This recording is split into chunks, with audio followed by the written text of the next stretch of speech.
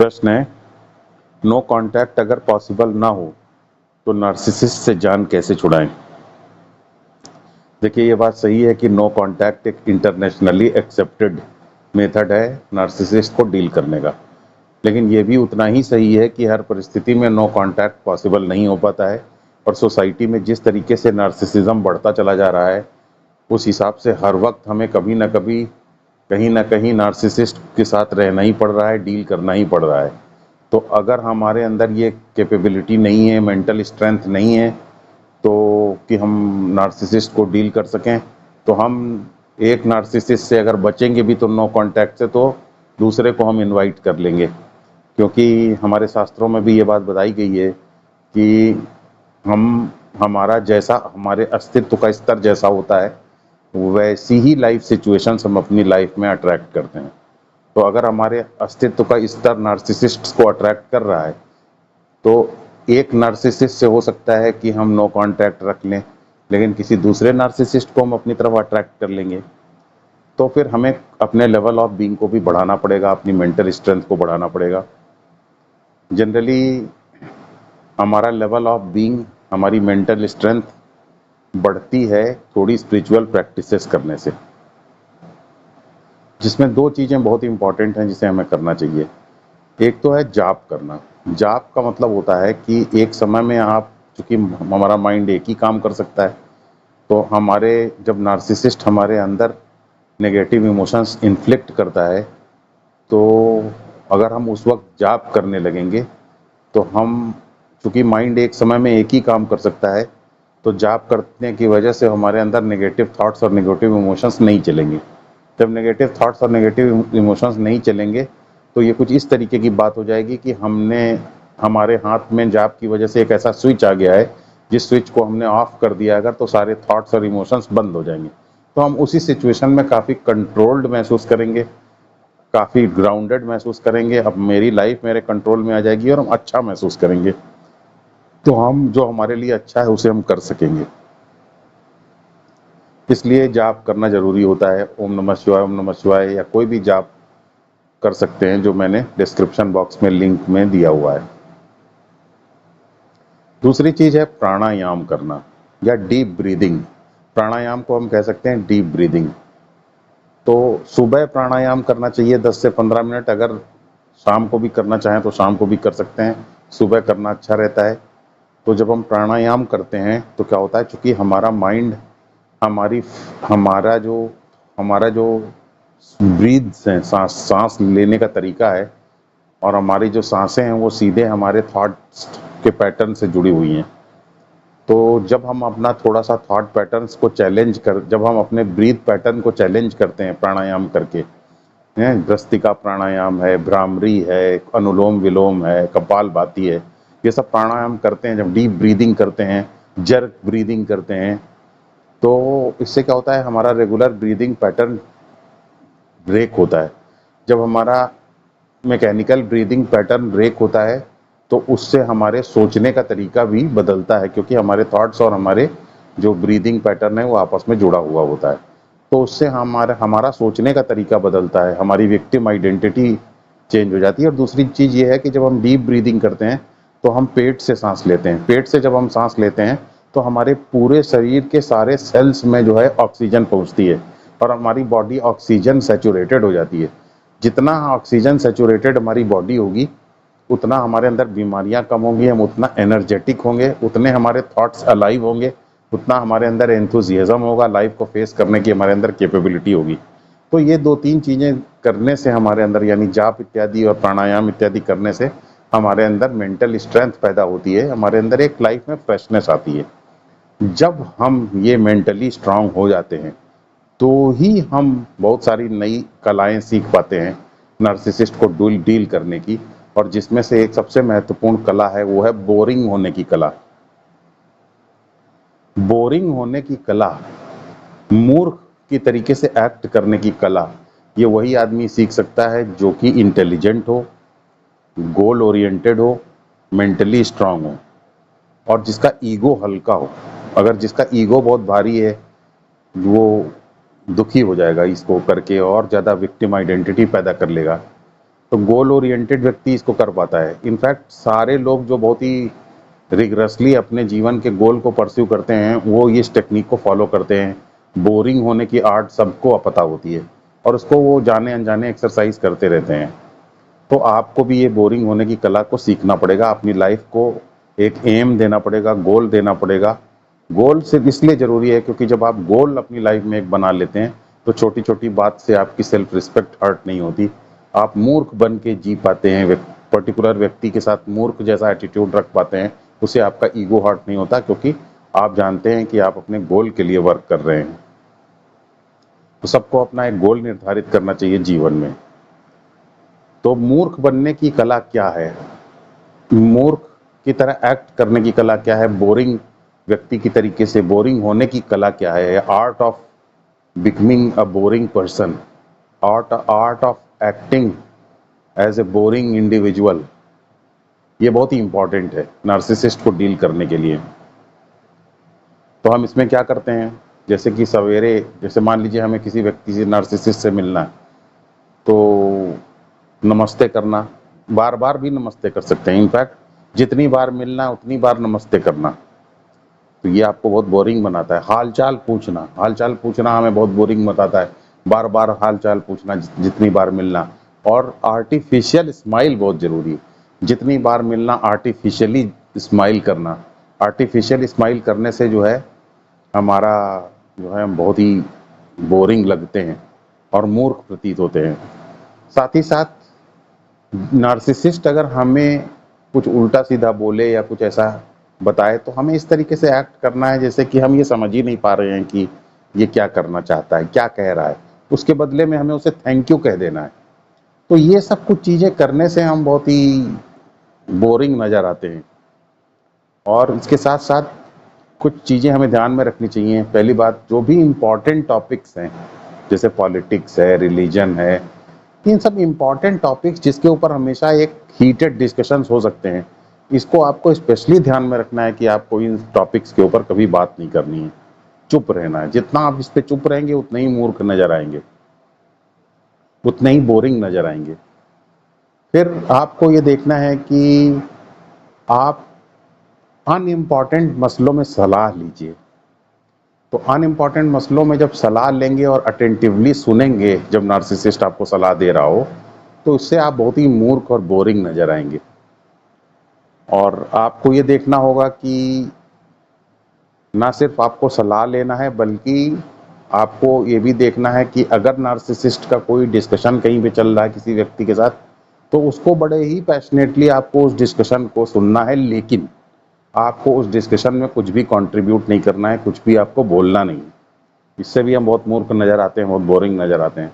और साथ ही साथ ये प्रिकॉशन भी आपको लेना है कि आपको अपनी जो स्ट्रेंथ है, अपनी लाइफ के जो गोल्स हैं, अपनी लाइफ के जो पॉजिटिव पॉइंट्स हैं, उनके बारे में बिल्कुल बात नहीं करनी है आपको। और अगर आपने बात की तो नार्सिसिस्ट जो है उसको अपोज करेगा, कंटेंड करेगा, उसका विरोध करेगा। मान लीजिए आपने कभी ऐसी बात कर दी तो वो उसका विरोध करेगा, तो उसको फिर विरोध करने देंगे, उसको विरोध करने से रोकेंगे नहीं, अनऑब्स्ट्रक्टेड रोड देंगे उसको, जिसपे कि वो आपके विरोध को दौड़ा सके, जितना चाहे उतना विरोध कर सके। तो जब आप ऐसा करने देंगे उसको तो आप बहुत ही बोरिंग और मूर्ख नजर आएंगे। और जो व्यक्ति, याद रखिए, नार्सिसिस्ट को कभी भी आप डम मत समझिए कि वो एक बोरिंग और मूर्ख व्यक्ति से नार्सिसिस्टिक सप्लाई प्राप्त करने की कोशिश करेगा। वो नहीं करेगा। वो बोरिंग और मूर्ख जब आपको समझ जाएगा तो फिर वो आपको नार्सिसिस्टिक सप्लाई आपसे प्राप्त करने की कोशिश नहीं करेगा।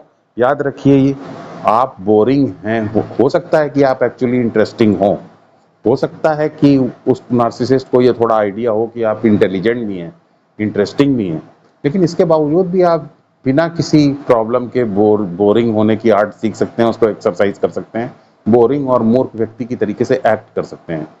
क्योंकि इम्पॉर्टेंट बात ये नहीं है कि हम एक्चुअली क्या हैं, इम्पॉर्टेंट बात या एक्चुअली हमको लोग क्या समझते हैं, इम्पॉर्टेंट बात ये है कि हम कैसे बिहेव कर रहे हैं। अगर हम बोरिंग और मूर्ख वे में बिहेव कर रहे हैं तो हमें बोरिंग और मूर्ख ही व्यक्ति प्राइमरली समझेगा। तो ये मत सोचिए कि मैं इंटेलिजेंट हूँ और मैं इंटरेस्टिंग हूँ तो मैं कैसे बोरिंग व्यक्ति की तरीके से एक्टिंग कर सकता हूँ। नहीं, आप बोरिंग इंटरेस्टिंग होने के बावजूद भी आप बोरिंग हो सकते हैं। बोरिंग वे में आप एक्ट कर सकते हैं, इंटेलिजेंट होने के बाद भी आप मूर्ख वे में एक्ट कर सकते हैं। तो आप बस ये करिए, तो नार्सिसिस्ट धीरे धीरे धीरे धीरे आपसे अब वो दूरी बना लेगा, आपके साथ रहने के बाद भी आपसे बात नहीं करेगा, आपको इग्नोर कर देगा वो। क्योंकि आप बहस करते हैं तो बहस में पार्टिसिपेट नहीं करते हैं, वो आपको अगर कुछ उल्टा सीधा बोलता है तो उस पर आप थैंक यू कह देते हैं, तो फिर वो आप कोई प्रतिक्रिया ही नहीं उसको दे पा रहे हैं। जब प्रतिक्रिया नहीं दे पाएंगे तो फिर वो कैसे आपसे नार्सिसिस्टिक सप्लाई लेगा?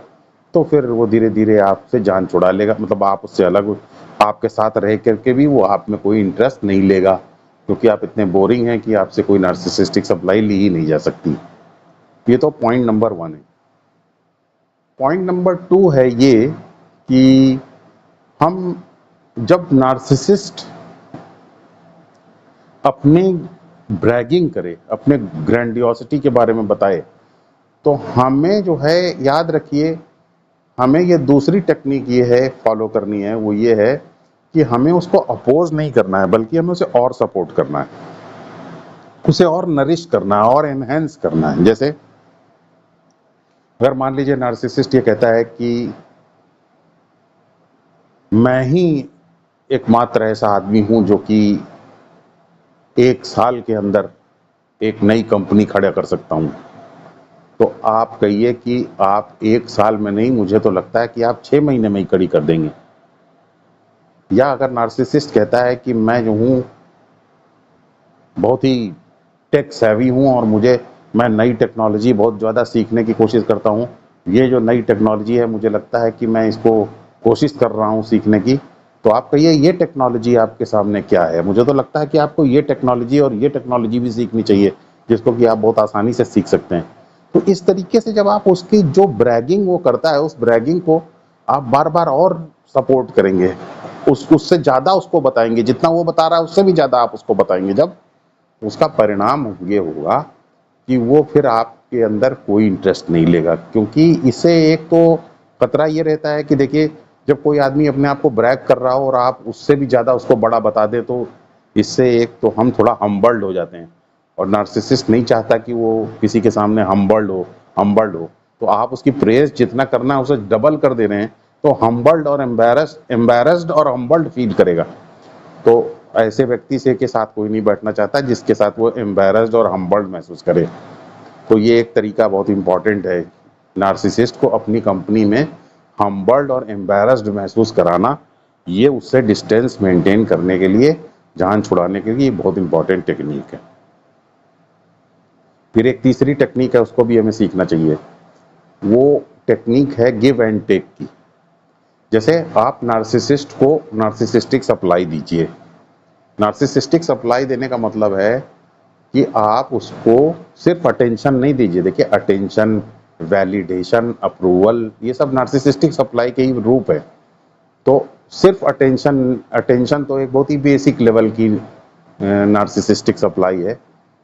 अटेंशन के साथ साथ आप उसको डायरेक्टली प्रेज करिए, हैं कि जैसे कि अगर मान लीजिए वो ये कहता है कि मैं जो हूँ, आप उसके किसी काम को देखिए, आप कहिए अरे आप इतनी, इस एज में आपने इतना ज़्यादा शेयर्स के बारे में, शेयर मार्केट के बारे में और आपकी स्टॉक्स के बारे में आपकी इतनी अच्छी नॉलेज है। तो आपने उसको हाई क्वालिटी प्रेज किया, उसको नार्सिसिस्टिक सप्लाई मिला। फिर आपने कहा कि आपने इतने कम समय में इतनी ऐसी कंपनी चला दी, या आप इतने अच्छा, आपने इतना प्रमोशन पा लिया, या आप इतने हाईली क्वालिफाइड हैं, या आप उसे कहिए कि आप इतने हाईली क्वालिफाइड होने के, आप जिस पोस्ट पे हैं उससे आप बहुत ज़्यादा डिजर्व करते हैं, क्योंकि आप बहुत ही हाईली क्वालिफाइड हैं। तो इस तरीके से जब आप प्रेस करेंगे तो ये है हाई क्वालिटी नार्सिसिस्टिक सप्लाई देना। तो जब आप नार्सिसिस्ट को हाई क्वालिटी नार्सिसिस्टिक सप्लाई देते हैं, तो आप कुछ रिवॉर्ड पॉइंट्स या कुछ मेरिट पॉइंट्स अर्न करते हैं। अब आपको इन रिवॉर्ड पॉइंट्स को कैश करना आना चाहिए। कैसे इन रिवॉर्ड पॉइंट्स को या मेरिट पॉइंट्स को कैसे कैश करेंगे?